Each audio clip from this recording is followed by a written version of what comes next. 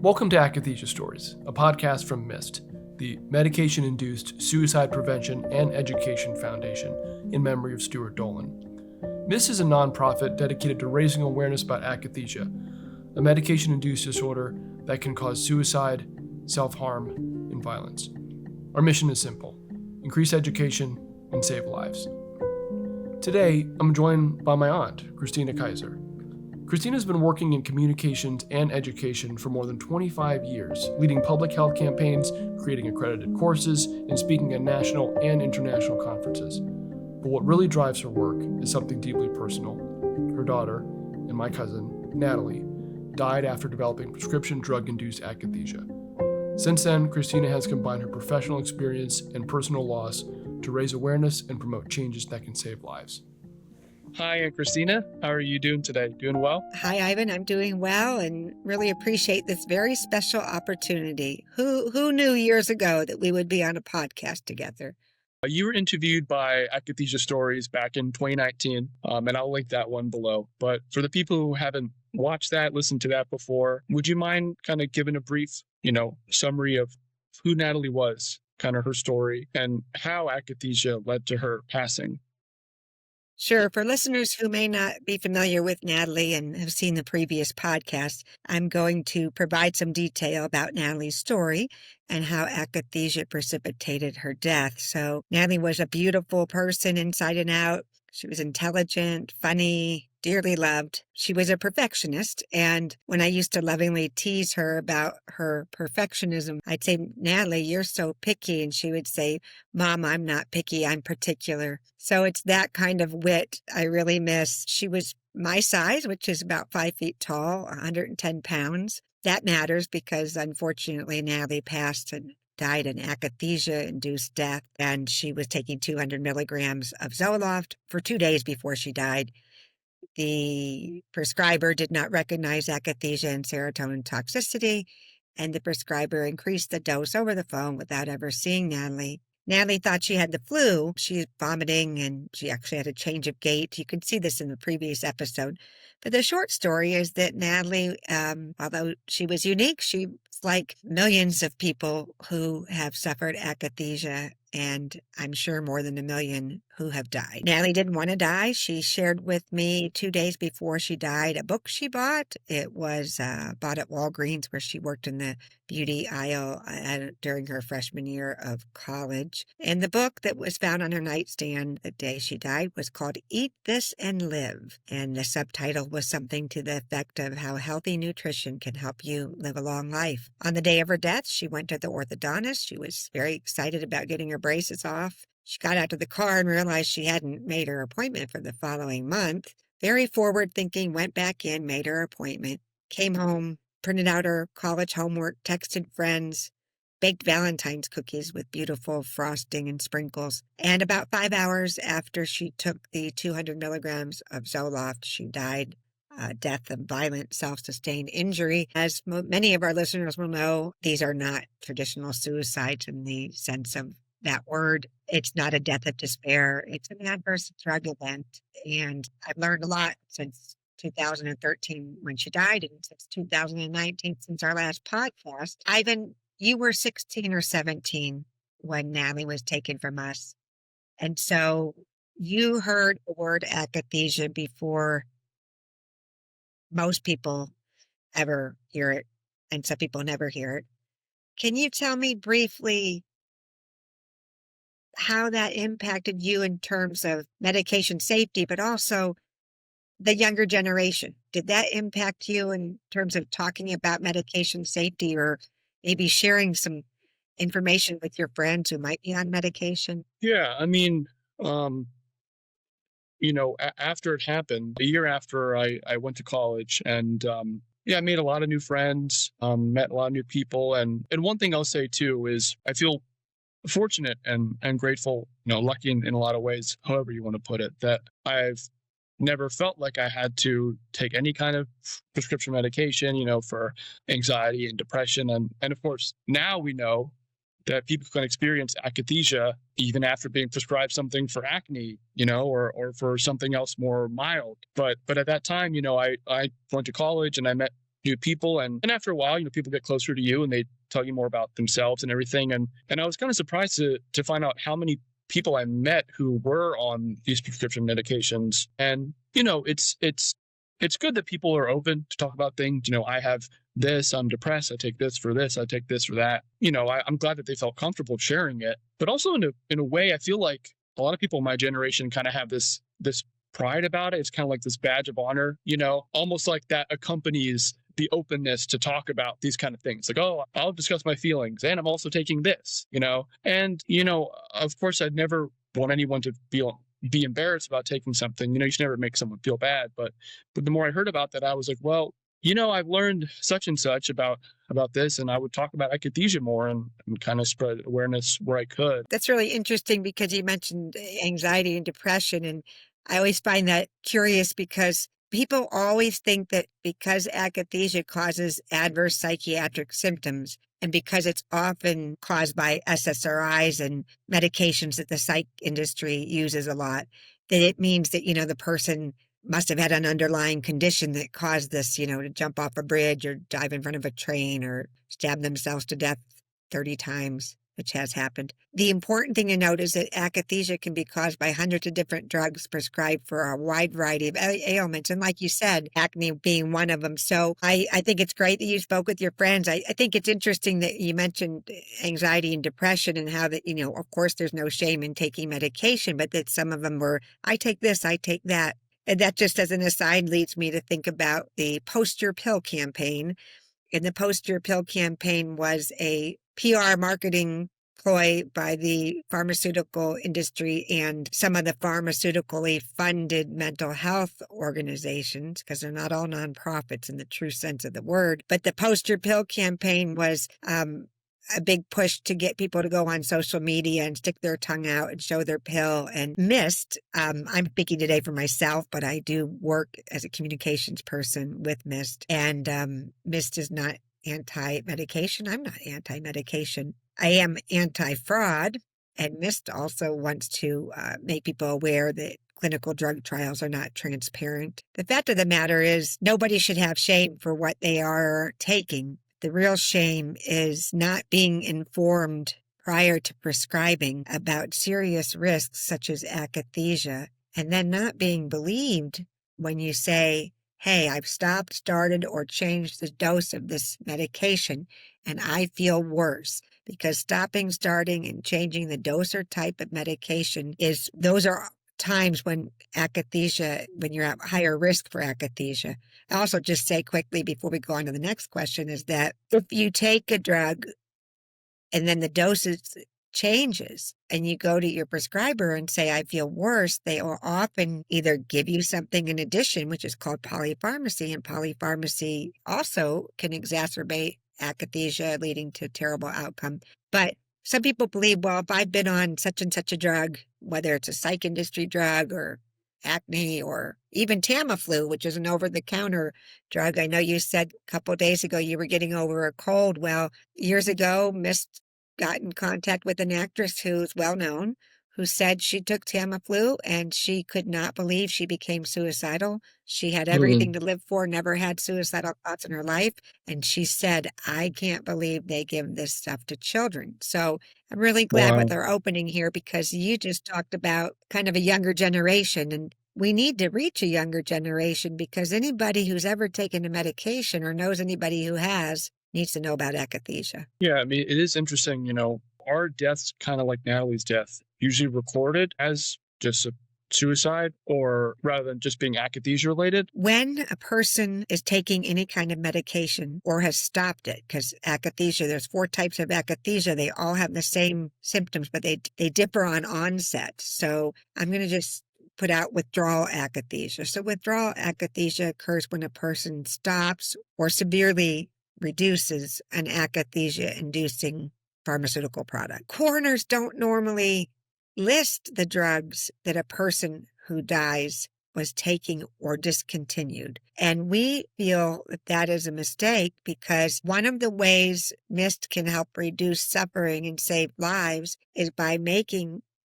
healthcare consumers, healthcare providers caregivers and family members understand that akathisia is not as rare as the pharmaceutical companies lead people to believe. And it's not as rare as they lead doctors to believe. It's not really rare at all. But with coroners, your question was, do they record this? There's a push in Ireland right now by some lovely, lovely mothers whose children were prescribed harm and died akathisia-induced deaths. And the push is to make coroners list these deaths as open verdicts and also list the drugs that the person was taking or discontinued. Some countries do have an open verdict. You can't be certain that the person that, died of self-sustained injury wasn't delirious, because akathisia can cause psychosis and delirium. So if more coroners would do a couple of things, make a list of the medications a person was taking and recently discontinued.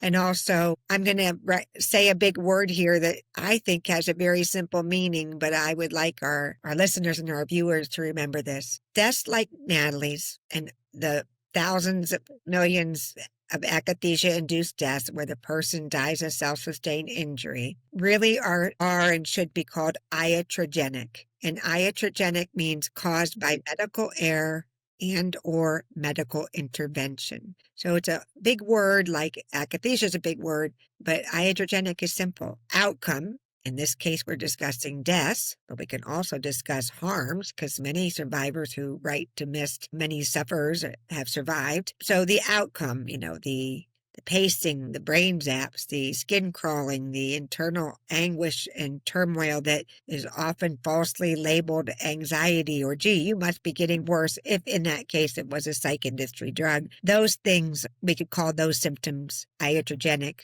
and we can call the deaths iatrogenic. And I'm hoping coroners will improve their data recording, because it will really increase patient safety and save lives. It's interesting because I remember you talking about going to one of the conferences with Wendy Dolan and having someone come up to you, who was a doctor or psychiatrist, saying like, wow, it's really odd how much more you guys know about this kind of thing than we do. Kind of based on that, I mean, do you think healthcare professionals are adequately trained to recognize akathisia? And if not, why not? There's a lot of reasons why healthcare professionals are not adequately trained to recognize akathisia. Some, I would say maybe more than 50%, have never even heard of it. So you're prescribing a product that can cause akathisia and unwanted deaths, but you have never heard the word. So there's lots of different reasons for it. I'm going to try to rattle them off quickly. One is, let's just look at medical education. A recent study showed that the average medical doctor gets 7 to 10 hours training over 4 years of medical school. So 7 to 10 hours training. Why does that matter? Well, adverse drug reactions are really the first top leading cause of death. Harvard and other places like that will say it's the third leading cause of death. But because most adverse drug events that result in death, like Natalie's, are never recorded as such, and many adverse drug events are never sent to the FDA or, the British regulators or whatever country you're in, Australia. Adverse drug reactions are the first leading cause of death. We could take Harvard's estimate of the third, but I think even they have admitted probably the first. So to only get 7 to 10 hours worth of training in 4 years and really no follow-up is egregious. It's egregious for patients, but it's egregious for doctors as well. The other reason I think that the training is so badly needed is because pharmaceutical marketing. So patients, or in this case, all consumers, I don't necessarily like to call healthcare consumers patients, because I think it kind of shows a disproportionate relationship. So when you think about pharmaceuticals as just a product, a candy bar, a shirt, a pair of shoes, piece of furniture, in this case, though, of course, it's digestible. So you've got this consumable product that you swallow or inject. It puts the consumer at risk when the data about that product is created by the pharmaceutical makers. So the clinical trials, MIST is very much for transparency and drug reporting and transparency for clinical trials. It's in their mission statement. And what that means is simple. Prescribers and consumers need to have access to real data. But in the clinical trials, when a pharmaceutical company finds out what's wrong with the product, since they don't have to release the clinical trials to the FDA or anybody else, they just put that in a file cabinet and say, well, we know our drug causes this hideous thing, in this case, akathisia. They'll miscode it as anxiety, or they'll just say, we're going to keep doing and designing other clinical trials that don't test for this. Next, pharma controls the narrative. Pharma controls a lot of CME. They pay for it. They have ghost-written medical journal articles claiming that something is effective when it's not. What they do is sometimes hire a PR company to write the journal article, and then they go to universities and pretty much pay key opinion leaders, put their name on it through stipends. Maybe they donate money. Before we go on to the next question, I really want to read something off my paper today that is so important. And that is, when I'm talking about why clinicians and prescribers are not well informed, I talked about the macro pharmaceutical companies. I talked about medical school. FDA approval does not mean safe and effective. And I didn't know that until after Natalie was harmed and died. And FDA gets a lot of its money from pharmaceutical companies. So you got to think about that. Lastly, direct-to-consumer advertising. The U.S. is one of only 2 countries in the world, I think New Zealand is the other, that allows direct-to-consumer advertising. Well, that means a person sees an ad and they go ask their doctor for the drug. Well, maybe a doctor doesn't want to say no. It's easy. In 10 minutes, you give somebody a drug and then you save money on your time and you can see another patient. I'm not saying doctors don't want to do a good job, but increasingly it shows that a doctor has decided what he or she's going to prescribe you within 2 minutes. Lastly, GSK and Paxil is one example I want to give before we move on. Last month, a lawsuit was filed against a pediatric medical journal. And in this reanalysis of a study called 329, it was the Journal of the American Academy of Child and Adolescent Psychiatry, JAACAP, published a journal article in 2001. I think it was 8. And they said Paxil, an SSRI made by GlaxoSmithKline, GSK, that journal article said that Paxil was safe and effective treatment for children. Why does that matter? Well, that was 2001. So Natalie was first prescribed risky drugs she didn't need in 2000 and I want to say 3 or 4, 3 before a black box warning. It turns out that GSK's study was fraudulent and that they've asked for a retraction, found that a reanalysis of study 329, that it indeed was misleading at best, but pretty much fraud. So they have asked the journal, pediatric journal, for a retraction. First time they asked for that retraction was in 2015. And it hasn't been retracted. Now, most of the people that were harmed by that, some of them died like Natalie, and some of them will never know that their prescriber was impacted. Their prescriber gave this child Prozac because of GSK's Paxil article in 2001. So here, if you can picture, I'm enjoying my daughter and she's 8 years old and I have no interest or knowledge of this journal of pediatrics, whatever. And yet it turns out that while we were having fun doing normal family stuff, that journal article paved the way for Natalie and millions of others to be prescribed harm, because journal articles are what doctors go by. And even if it's not Paxil, you're allowed to prescribe any drug whatsoever off-label to anyone, and it's never been approved. So when a person gets a drug and doesn't know that it's never been approved for that ailment or never been approved for their age group, these are questions I didn't think to ask, and most people don't. So those are the reasons that doctors and healthcare professionals are not well trained on akathisia. The good news is that MIST is dedicated to education and prevention and advocacy, and we've made great strides.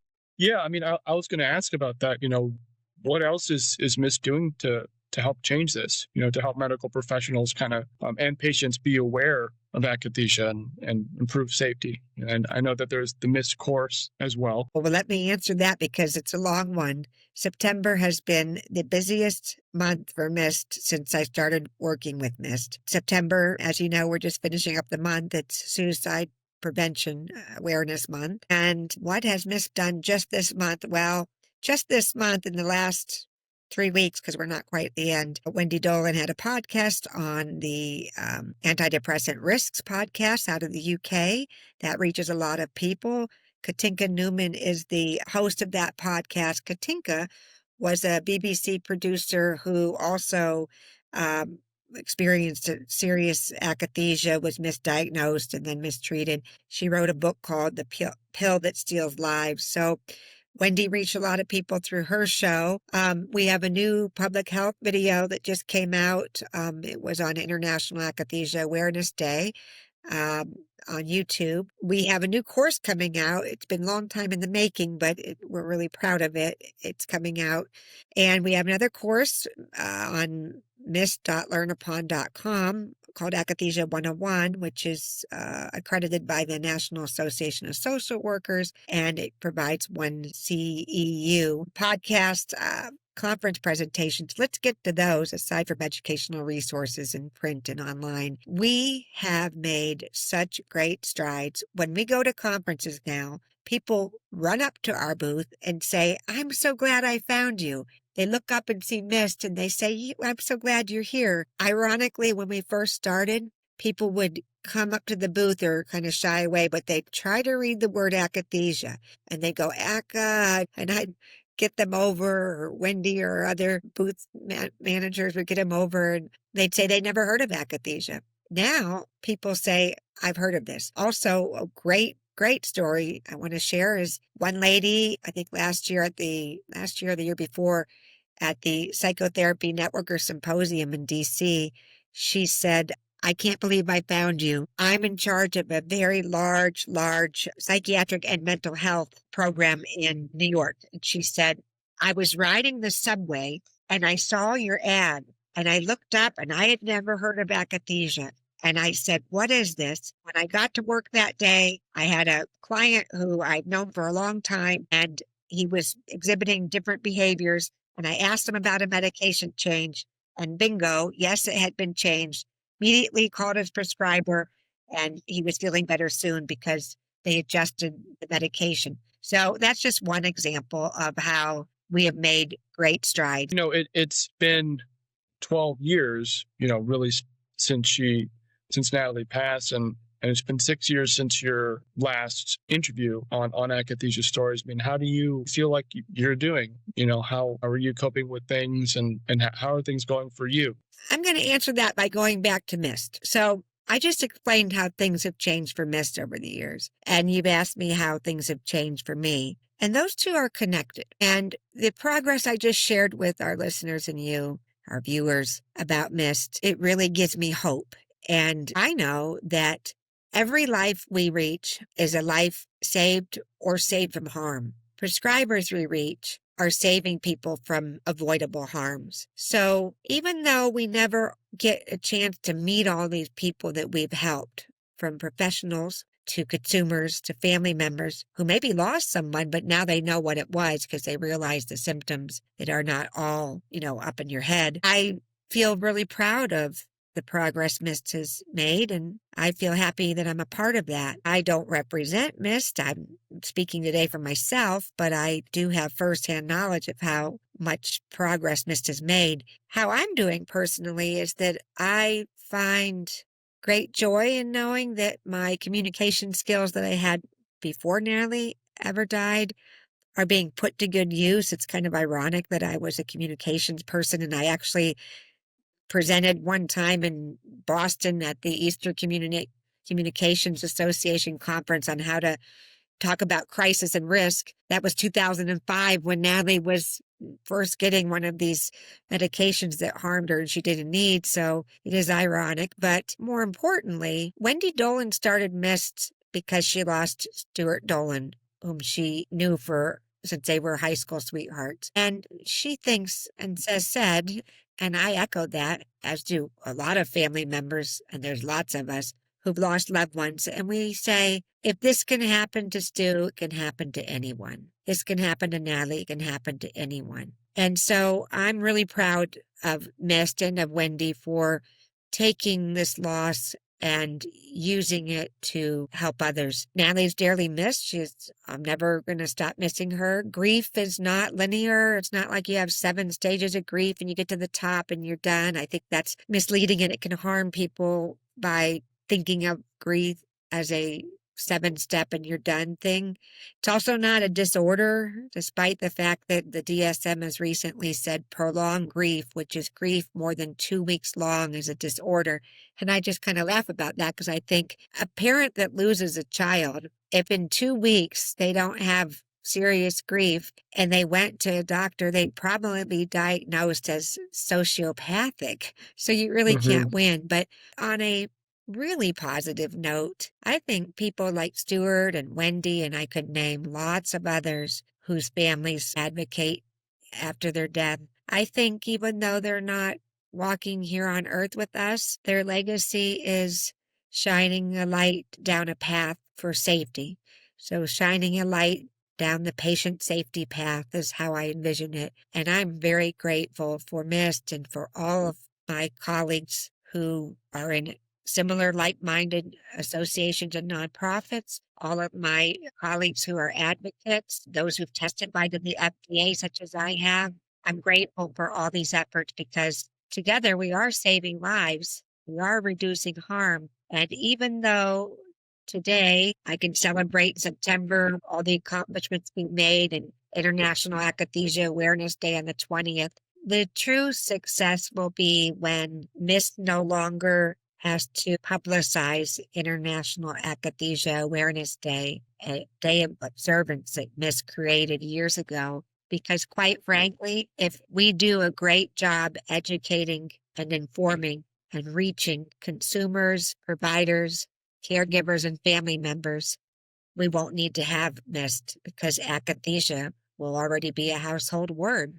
I mean, on that note, what are some steps people at home watching can take to protect themselves, and their loved ones from any kind of like medication-induced harm? Well, the first thing is before starting any prescription, you have to do more than just read the patient information leaflet. Sadly, the important risk information is often buried in fine print or miscoded. I'll give you an example. If I had read a patient information leaflet and it said may cause akathisia, being the curious person I am and the word person, I would have gone to my computer or the library. If it was early on, I wasn't a big computer person, and I would have looked up the word akathisia.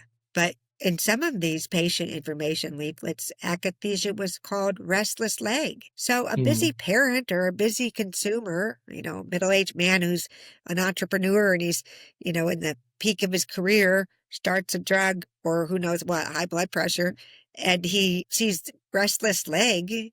Well, he's probably going to think, if my leg starts getting restless, I'll know.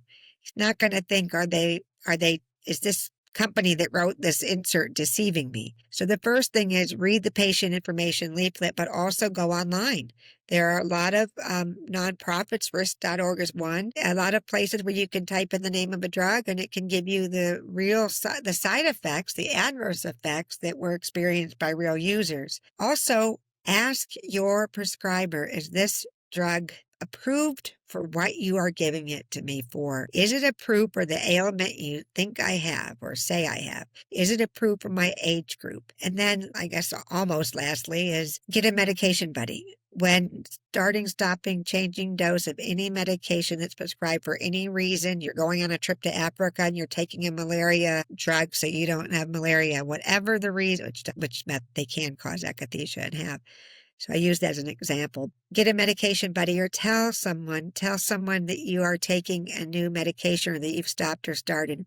Because in Natalie's case, if I had known that a doctor, without ever seeing her, had increased the dose of an akathisia-inducing pharmaceutical 2 days before she died, I was seeing symptoms, but I didn't know what they were, and I didn't know that somebody had made a increase in a pharmaceutical product that was very harmful. So the FDA says for the black box warning that covers 25 and under, it really should cover all ages because it was shown in trials against GSK and other companies like Eli Lilly that made Prozac that a pill doesn't know your age. So ask the doctor if it's prescribed, if it's approved for your age group. Ask them if it's approved for your ailment, but also get a medication buddy and tell them to help watch for or report any unusual changes in symptoms or behavior, or thinking or behavior. So the FDA warning, which we'll post for our viewers and our listeners, the FDA warning pretty much states patients should be carefully monitored and caregivers informed to watch for and report any unusual changes in behavior when stopping or starting or changing a dose. And that just happens to be SSRIs. And I've focused on them today because of Natalie, but it would be a mistake for anybody who's listening to believe that akathisia is a psych drug only risk. It's not. So those are my suggestions, and I hope people will also go on mist.co and go on YouTube and see our YouTube videos. We work a lot with veterans. One of our recent videos was with veterans, or one of our more recent. The In Their Own Words is a video, public health video that shares people's comments about what they witnessed before their loved one died.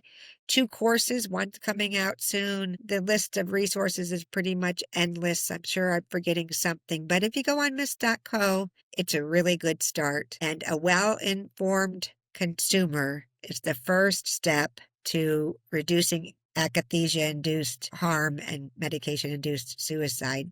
Even therapists who are just having clients that aren't taking any mental health industry medications have reported that cancer drugs have caused this, and they've been able to tell the person, I think this is your cancer treatment. So we will go anywhere and everywhere to speak to whomever we can. No one's immune to akathisia, and we are always available if anybody wants to send us an email at Share It Mist. If anybody's listening wants to be on the podcast, please share your email information, and I'm sure Ivan, our new host, will be getting back in touch. Yes, of course. One last thing I'll say on, Natalie and everything is I do remember the day that I was kind of told about what happened. And, it was hard for me, I think a lot because I didn't, I'd only visit you guys in the summers. You guys lived in, Fairfax, Virginia. I'm in Florida, still in Florida. And it was tough because I never really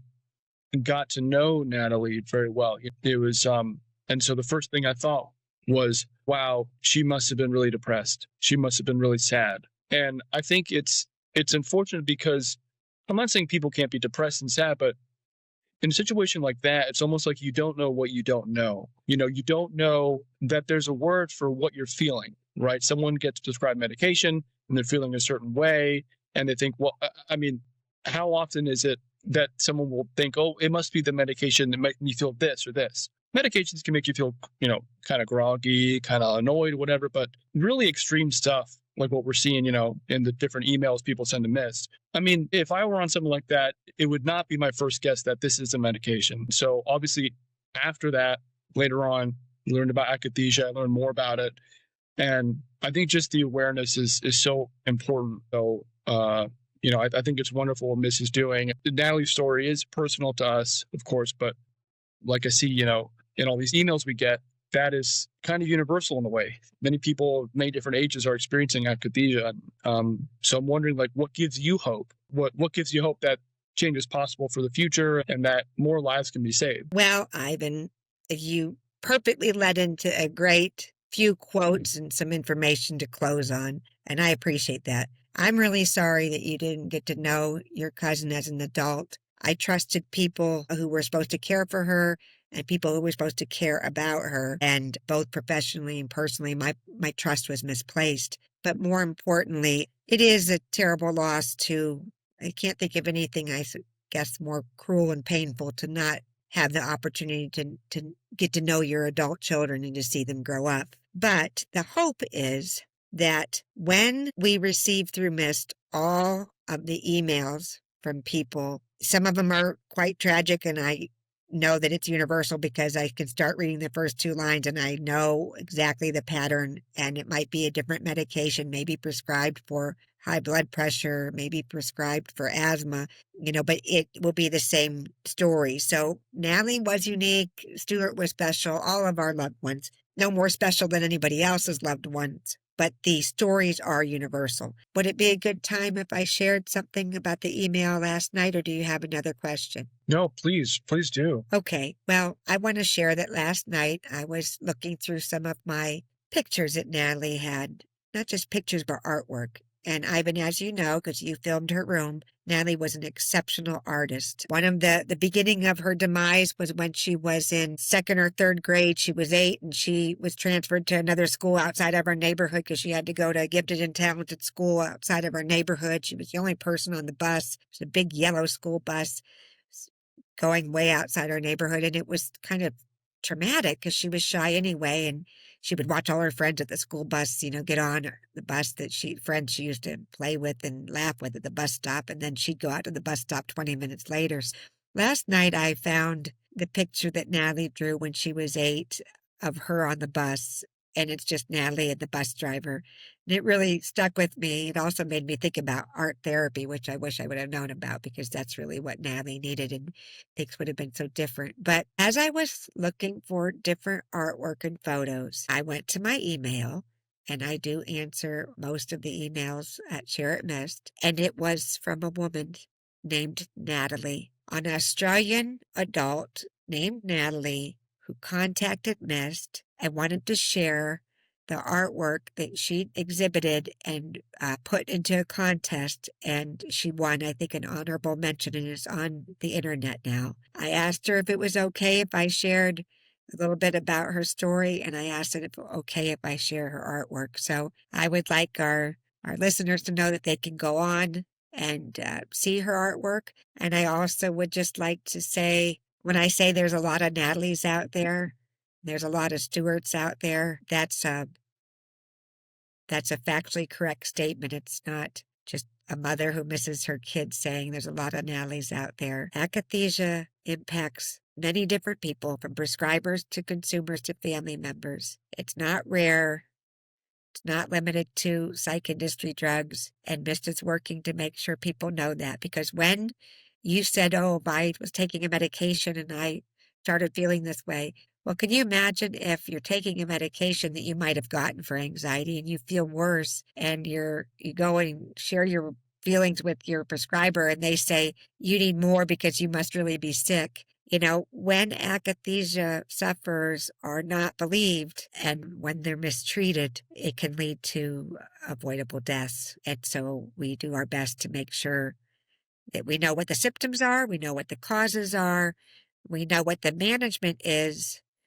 There isn't really any one treatment cure. But if you go online at mist.co and take our courses and see our resources and share them with anyone and everyone, MIST will be thankful. You'll also be maybe saving someone from harm that you'll never meet, and you'll never know whose life you saved, but doesn't mean you didn't save lives. Thank you so much, Aunt Kristina, for being here today on Akathisia Stories. Although I didn't get to know Natalie as an adult, I'm really happy that her story's being told and helping so many other people.